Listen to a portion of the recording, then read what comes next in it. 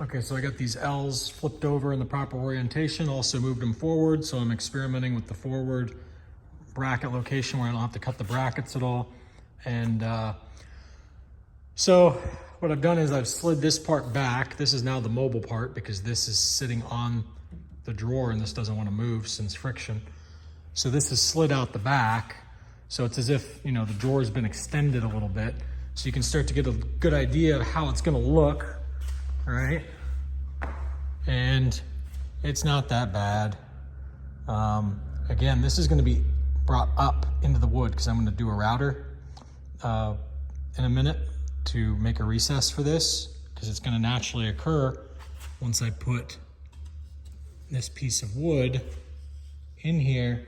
This piece of wood is really more so just acting as a, okay, so we're gonna lose that much, that gap that you see there, that dark gap, that's how much indent is gonna be made into the wood up here once I router it to match up with this strip.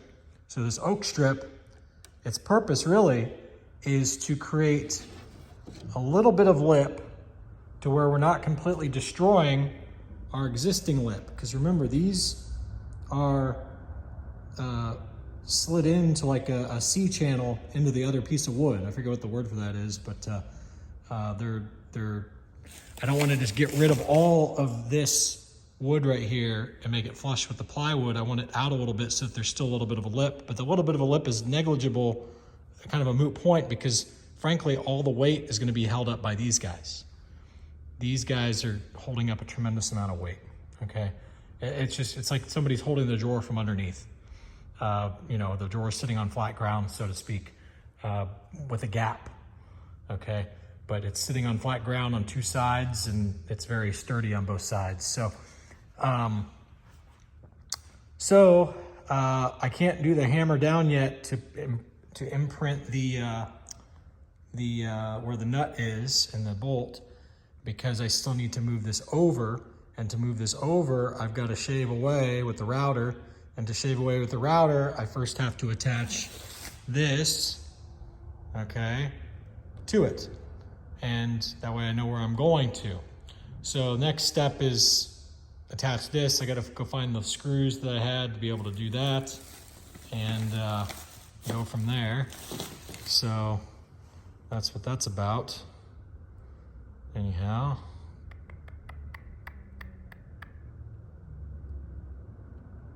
So what I'm probably going to end up doing is I'll probably end up just having like a couple little tiny screws that hold that thing in while I'm going to glue it on there and just bzz, bzz, bzz, bzz, bzz. So I already drill the holes and already put the screws in, make sure everything fits. And then what I'll do is I'll take it back off, put some wood glue on there, and then put that on there.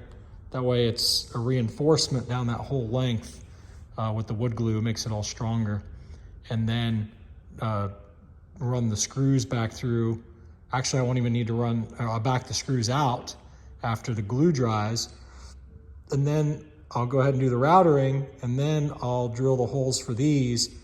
And the new screws that go through these will actually hold that in place. I don't want to have the other screws in the way because they'll create a lift on it, you know, like a gap, separation buffer. So anyhow, so I just got to go find the little screws to be able to tack these guys here on, that strip here. And I think that's the next step, is to go ahead and do that. So, coming along.